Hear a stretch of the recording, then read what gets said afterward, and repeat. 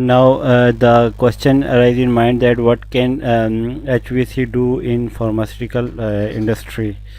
Uh, so what HVAC can control airborne particles and dust and microorganism. So as you know that the airborne particles can move, dust and a microorganism all move through air, and within pharmaceutical firm we need cleanliness. We used different filters which are very high, which are high efficiency filters, like HEPA filter, which is high efficiency particulate filter, and many other filters.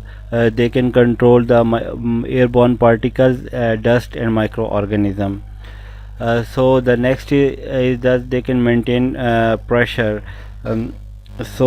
Area that must remain clear, then surrounding area must be kept under positive pressure, right?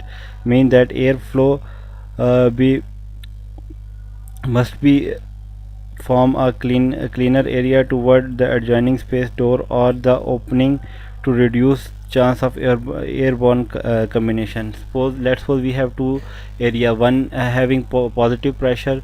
If the pressure is positive, then the air from other areas cannot come to that room.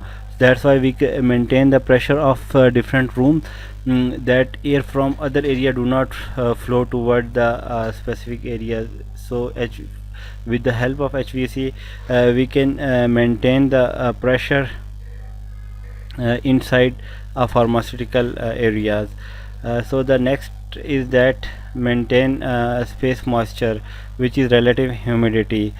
As you know that humidity is the amount of water vapor that present in our environment. We